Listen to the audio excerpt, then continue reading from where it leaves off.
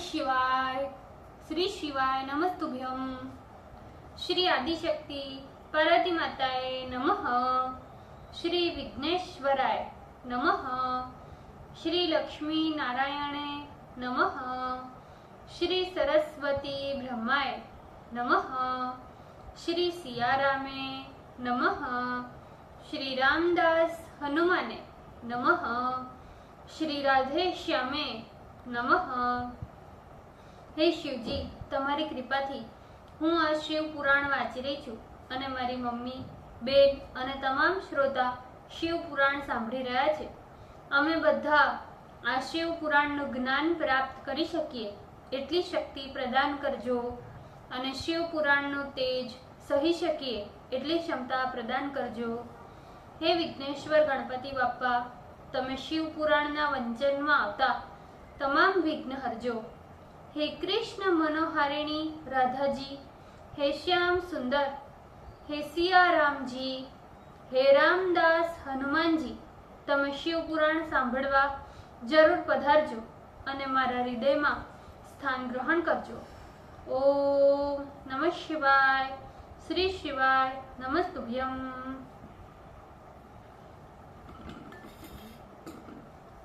द्वितीय संहिता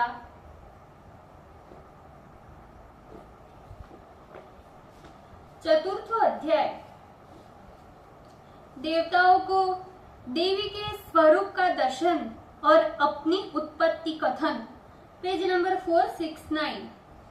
ब्रह्मा जी बोले, जब इस प्रकार भगवती दुर्गा, जिन्होंने दुर्ग राक्षस के द्वारा उत्पन्न देवताओं के संकट को नाश किया था, देवताओं के द्वारा स्तुति की गई, तब वे जगदम्बा देवताओं के सामने साक्षात प्रकट हो गई।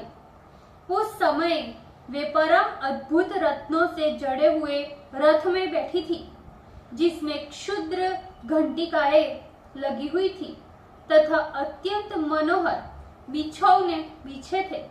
उनके प्रत्येक श्री अंगों से करोड़ों सूर्य के समान प्रकाश निकल रहा था। वे अपने तेजो राशि के मध्य में विराजमान होकर श्रेष्ठ रूप से शोभा पा रही थी। उपमा से रहित महामाया सदाशिव के साथ विलास करने वाली त्रिगुणात्मिका निर्गुणा नित्या एवं शिवलोक निवासिनी त्रिदेव जननी चंडी शिवा, सर्वार्ति नाशिनी, सबकी माता महानिंद्रा तथा सभी को मोक्ष देने वाली उन भगवती शिवा ने अपने तेजो राशि के प्रभाव से देवताओं के सामने प्रकट होकर उन्हें अपना दर्शन दिया। तदंतर देवगण पुनः दर्शन की इच्छा से भगवती की स्तुति करने लगे। विष्णु आदि सभी देवगण जो भगवती के दर्शन की इच्छा से ही वहां गए थे, उनकी कृपा प्राप्त कर दर्शन करने में समर्थ हो सके। देवी के दर्शन से सभी देवगणों को महान आनंद हुआ। वे बारंबार उन्हें प्रणाम कर स्तुति करने लगे। देवगण बोले, हे शिवे, हे शर्वाणी, हे कल्याणकारिणी, हे जगदम्बे, हे महेश्वरी, आप सबके दुखों को दूर करने वाली है, अतः हम सभी देवगण आपको प्रणाम करते हैं। हे देवी, समस्त वेद एवं शास्त्र भी तुम्हारी महिमा नहीं जान सकते। हे शिवे, तुम्हारा ध्यान तथा तुम्हारी महिमा वाणी एवं मन से परे है।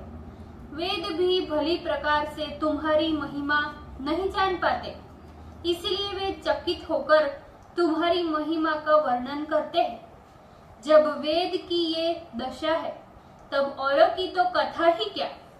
हे शिवे, तुम्हारी कृपा प्राप्त कर कोई भक्त ही तुम्हारी महिमा जान पाता है। हे माता, तुम्हारे शरणागतों को कहीं कोई किसी भी प्रकार का भय नहीं है। हे अंबिके, हम सब तुम्हारे दास हैं, अतः आज आप हमारी प्रार्थना सुने। हम लोग तुम्हारी महिमा का वर्णन तो कर ही नहीं सकते, क्योंकि जो महिमा वर्णन भी करेंगे वो भी तुच्छ होगा। तुम पहले दक्ष कन्या होकर शिव प्रिया हुई थी। तुमने उस समय ब्रह्मादि समस्त देवताओं के गर्व का खंडन किया था। तुम पुनः अपने पिता का अनादर कर अपनी प्रतिज्ञा के कारण वहां पर प्राण त्याग कर दिया। तदंतर तुम अपने लोक को वापस चली गई, जिससे सदाशिव को महान कष्ट हो रहा है। किंतु हे माता, उस समय तक भी देव कार्य पूर्ण नहीं हुआ, इसलिए हम सभी देवता तथा मुनिगण तुम्हारी शरण में आए हैं। हे महेशानी, आप देवगणों के मनोरथ को पूर्ण कीजिए, जिससे हे शिवे सनत कुमार का कहा हुआ सारा वचन सत्य हो। हे देवी, तुम पुनः पृथ्वी में अवतार लेकर शिव जी की पत्नी बनो और यथा योग्य लीला करो, जिससे देवगण सुखी हो। हे देवी, ऐसा करने से कैलाश पर्वत पर स्थित भगवान शंकर भी प्रसन्न होंगे, सभी सुखी हो जाएंगे तथा सबके दुखों का नाश भी हो जाएगा। ब्रह्मा जी बोले, हे नारद, विष्णु आदि समस्त देवगण इतना कहकर प्रेम से विभोर हो उठे और वे भक्ति से विनम्र हो सिर झुकाकर मौन हो खड़े हो गए। शिवा भी देवताओं की स्तुति सुनकर प्रसन्न हो गए। उन्होंने प्रभु शिव का स्मरण कर समस्त हेतु जान लिया। फिर वे उमा देवी देवताओं को संबोधित करती हुई भक्त वत्सलता से हंसकर विष्णु आदि देवताओं से बोली, हे हरि, हे ब्रह्मा, हे देवो तथा हे मुनिगण, अब आप लोग दुख रहित होकर निवास करो और मेरी बात सुनो। मैं आप लोगों पर प्रसन्न हूँ, इसमें संदेह नहीं। मेरा चरित्र त्रिलोकी को सुख देने वाला है। दक्ष को जो मोह हुआ वह सब भी मैंने ही किया। मैं अवश्य ही पृथ्वी पर पूर्ण अवतार धारण करूंगी। इसमें बहुत से हेतु है। उन हेतुओं को मैं आदर पूर्वक आप लोगों से कहती हूँ। पहले हिमाचल एवं उनकी पत्नी ने बड़े प्रेम से मेरे सती शरीर में स्नेह सहित माता पिता के समान सेवा की थी। इस समय भी वे भक्ति से सेवा करते हैं। मैना विशेषकर पुत्री रूप से मेरी सेवा करती है, इसमें संदेह नहीं। अब रुद्र तथा अन्य देवगण अपने अपने स्थानों को जाए। मैं हिमालय के घर अवतार लूंगी। उस समय सभी का दुख दूर हो जाएगा। आप सभी अपने अपने घर लौटे और सुखपूर्वक बहुत काल तक निवास करें। मैं मैना की कन्या के रूप में जन्म लेकर सभी को सुखी करूंगी। ये मेरा गुप्त मत है कि मैं शिव पत्नी बनूंगी। शिव की लीला तो महान अद्भुत है, जिससे ज्ञानी भी मोहित हो जाते हैं। हे देवगणों, जिस प्रकार से मैंने पिता के द्वारा अनादृत दक्ष उत्पन्न अपना सती शरीर स्वामी के निमित्त यज्ञ में छोड़ दिया, उसी समय से वे हमारे स्वामी कालाग्नि संज्ञक रुद्र मेरी चिंता करते करते दिगंबर हो गए हैं। वे बारंबार विचार करते रहते हैं कि देखो, सती कैसी धर्मज्ञ थी, जिसने मेरी प्रीति के कारण अपने पिता के यज्ञ में मेरा अनादर देखकर क्रोध से अपने शरीर का त्याग कर दिया। ऐसा सोचकर वे महान दुखी होते रहते हैं। उन्होंने अलौकिक वेश धारण कर लिया है और मेरे लिए ही घर का त्याग कर योगी बनके भटक रहे हैं। वे महेश्वर मुझ सती का विरह नहीं सहन कर पा रहे। मेरे निमित्त ही वे कुवेश धारण कर महान दुखी हो रहे हैं। उन्होंने उसी समय से समस्त कामज सुखों का भी परित्याग कर दिया है। हे विष्णु, हे विधे, हे देवगणों एवं मुनिगणों, उन महाप्रभु महेश्वर की और भी भुवन पालिनी लीला सुनो। वे मेरे विरह से इतने व्याकुल हो गए हैं कि मेरी अस्थियों को माला बनाकर उसे धारण करने पर भी उन्हें शांति नहीं मिल रही है। वे रात दिन जागते ही रहते हैं।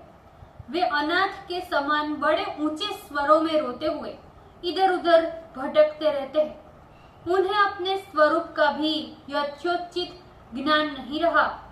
इस प्रकार सदाशिव कामियों की गति दिखाते हुए लीला करते फिर रहे हैं और विरह से व्याकुल होकर कामियों जैसी ही वाणी बोलते जा रहे हैं। वस्तुतः वे शिव विकार तथा दीनता से रहित है, अजीत, परमेश्वर, परिपूर्ण, स्वामी, मायाधीश, सबके अधिपति है तथा सबका कल्याण करने वाले हैं। वे तो लोकानुसरण कर लीला करते हैं, अन्यथा उन्हें मोह कहा तथा माया से प्रयोजन ही क्या है। वे न तो किसी विकार से और न तो कोई माया से ही लिप्त रहने वाले हैं। इस प्रकार वे रुद्र मुझसे विवाह करना चाहते हैं। अतः हे देवगणों, मैं पृथ्वी पर हिमालय के घर मैना में अवतार धारण करूंगी। मैं रुद्र की इच्छा पूर्ति के लिए ही हिमालय पत्नी मैना में लौकिक गति का आश्रय लेकर अवतार लूंगी। मैं वहां जन्म लेकर अपने दुस्सह तपस्या के द्वारा रुद्र को अपना पति बनाऊंगी और देव कार्य भी करूंगी। इसमें संदेह नहीं, ये बात सत्य है। तुम सभी देवता अपने अपने स्थानों को जाओ और भगवान रुद्र का भजन करो। उन्हीं की कृपा से सारे दुख दूर हो जाएंगे, इसमें संदेह नहीं। उन कृपालु की कृपा प्राप्त होने पर ही सर्वदा मंगल होगा। मैं शंकर प्रिया होने के कारण त्रिलोक में वंदित तथा पूजित हो जाऊंगी। ब्रह्मा जी बोले।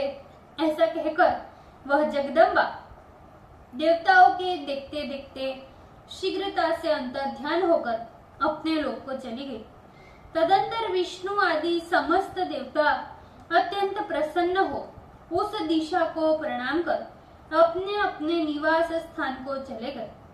हे मुनीश्वर, मैंने दुर्गा का चरित्र, जो मनुष्यों को सुखकारी भोग तथा मोक्ष को देने वाला है, वर्णन किया। जो इस चरित्र को सुनते अथवा सुनाते हैं अथवा जो इसे पढ़ते एवं पढ़ाते हैं, वे सभी अपनी कामनाओं को प्राप्त करते हैं। ओम नमः शिवाय। श्री शिवाय नमस्तुभ्यम। भूल चूक माफ करजो शिवजी, कृपा रखजो। આજના શિવ પુરાણના વંચનનું પુણ્ય મને પ્રદાન કરજો શિવજી। ઓમ નમઃ શિવાય। શ્રી શિવાય નમસ્તુભ્યમ।